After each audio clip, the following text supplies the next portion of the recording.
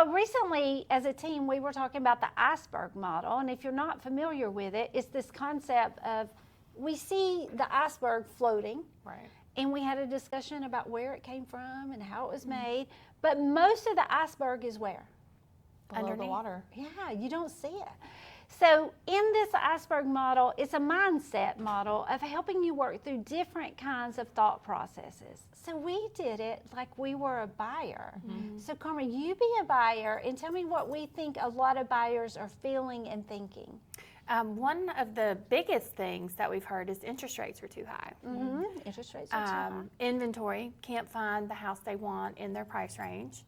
And then it's an election year, and that, I think, scares a lot of people because they're not sure what's going to happen at the end of the year. Yeah, so at the bottom of the iceberg is where we put your belief in story. So there's a lot of people out there who just don't think it's possible.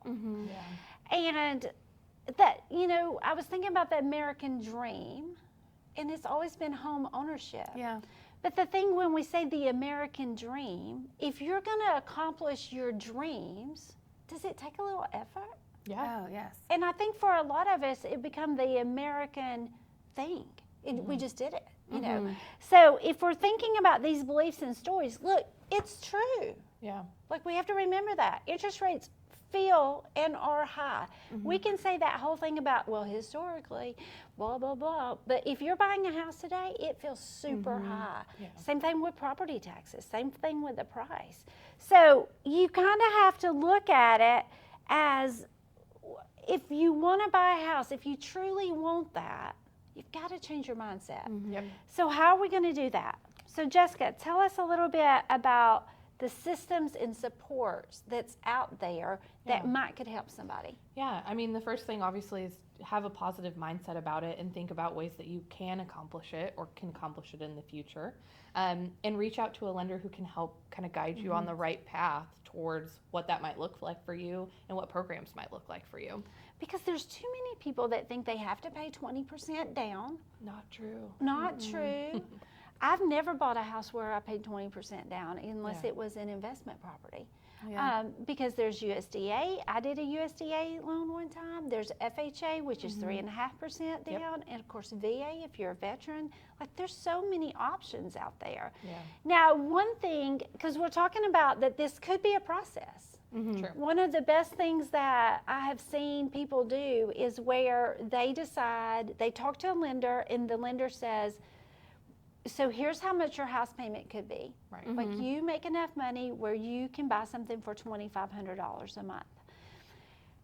And they're living at home or they're renting and they don't have the closing costs or they're going to have to go FHA, so they have to have a little bit of money down.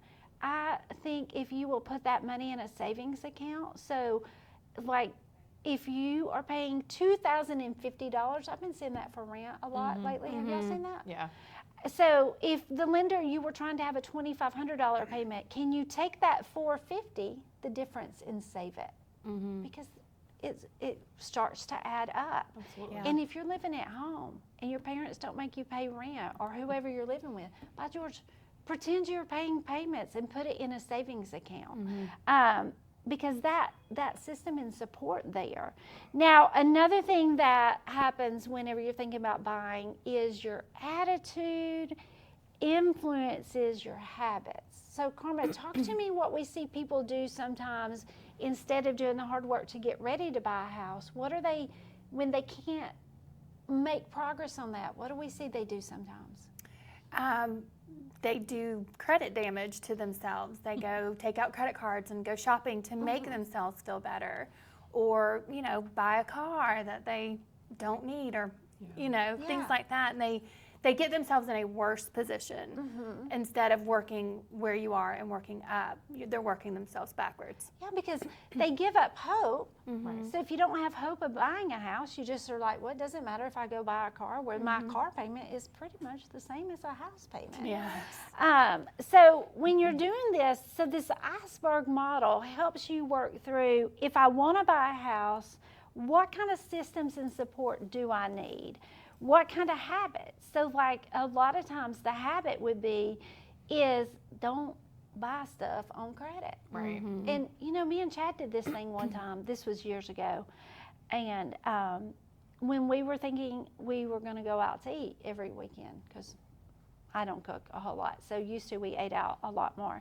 And we would make a decision, like if we were going to eat here, could we save half of that money and eat somewhere cheaper? And we ate at some terrible places. It got to be it was better to just eat at home. But we saved some money because like we had a goal we were working towards. Now, once you start doing this, how long does it take to get some results? It can take a while. I mean, you got to be committed to it and stick with it to see what you need to see. But I think that too, that talking to a good lender, they'll help you. Like they can actually give you advice on things to do and how long it might take and where you need to be at a certain time. Yeah, because if you think about it, so let's say somebody's thinking about buying a $300,000 house. And they can't do USDA, nothing like that. So the first thing is we look at that down payment. So that it's 3.5%. It can be gift funds if you've got somebody who loves you enough to give you some money. I never had those people, did you? Nope. But if you do, that's an option. But if you know how much that is, it makes it more encouraging to save it versus the unknown. I don't know. I think if we can get you where you've got steps, you can make them. I think we do ourselves a disservice when we walk around in a fog. Yeah.